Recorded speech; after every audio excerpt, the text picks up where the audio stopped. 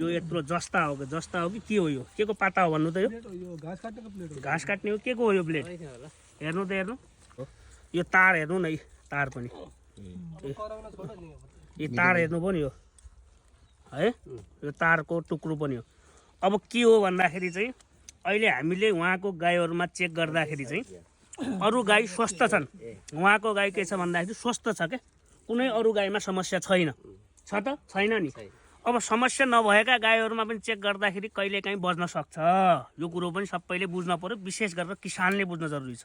अहिलेको अवस्थामा यदि किसानले यो बुझेन भने किसान भयंकर ठुलो ठगीमा पर्ने अवस्था देख्छु म। घाँस खाएन दाना खाएन जे खाएन भने पनि मेरो गाईले किला काटी खायो भन्ने चलन र किसानको दिमागमा त्यो पसेको छ भने तुरुन्त निकाल्न जरुरी छ।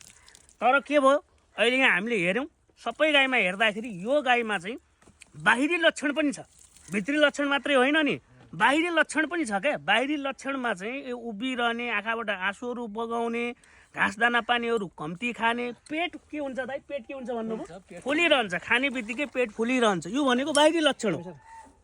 अब बाहिरी लक्षण पनि छ मेटल डिटेक्टरले चेक गर्दाखेरि बजेको अवस्था छ र आँखाको पडेलाको बाहिर माथिको स्क्लेराको भाग हेर्दाखेरि त्यहाँको ब्लड प्रेसर चाहिँ एकदमै धेरै डाइलेटेड छ भने मात्रै निकाल्ने हो। हेर्नुस् अरु गाईमा चाहिँ 10 वटा 20 वटा गाई चाहिँ तपाईहरुले पाल्नु भएको छ त्यो 20 वटा गाईमा चाहिँ हेर्दाखेरि 18 वटा गाईमा बज्यो भन्दैमा चाहिँ सबै निकाल्नु पर्छ भन्ने छैन। 8 महिना 9 महिना अगाडिसम्म ननिकाल्दा पनि भएकै थियो। अहिले चाहिँ हामीले मैले नै कृषि क्रान्तिमा चाहिँ यस्तो किसिमको समस्याहरू गाईमा देखिन्छ है त्यो चाहिँ निकाल्नु पर्छ भनेर जुन गाईमा समस्या छ त्यो गाईको मात्र निकालेको हो नि त। अहिले मैले 400 म र एकजना हाम्रो डाक्टर साहब हुनुहुन्छ डाक्टर हरिदाल डाक्टर साहब उहाँले मिलेर हामीले लगभग तपाईको 400 भन्दा बेसी गाईमा निकाल्यौं। तर कुन गाईमा निकालियो भन्दाखेरि चाहिँ जुन गाईमा समस्या छ कुन समस्या छ भन्दाखेरि फिजिकल्ली देखाएको छ क्या लक्षणका आधारमा समस्या पनि देखाएको छ। अनि त्यहाँ गइसके पछाडि हेर्दाखेरि मेटल डिटेक्टरले चेक गर्दाखेरि पक्कै छ तर बाहिरी लक्षण पनि देखिएको छ। किसानले 15-20 हजार रुपैयाँ खर्च गरिसकेको छ तर यहाँ के भइदियो किसानले 1 रुपैयाँ खर्च पनि गरे छैन।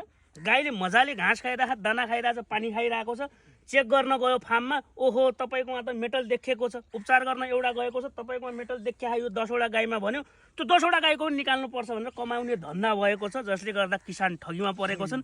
किसान सचेत हुन जरुरी छ। किसान नै हुन् मेरोमा चेक गर्दिनु भन्ने पनि त्यही भएर किसान आफै सचेत भएन भने पछाडि ठुलो ठगीमा पर्नेछन्। र दोस्रो कुरो भनेको अहिले धेरै ठाउँबाट सुन्नमा के आएको छ भन्दाखेरि कतिपय साथीहरूले जबरजस्ती छिराउन खोजेका छन् जसले गर्दाखेरि चाहिँ अब दुईटा पाइप हुन्छ एउटा खाना खाने पाइप हुन्छ एउटा सास फेर्ने पाइप हुन्छ।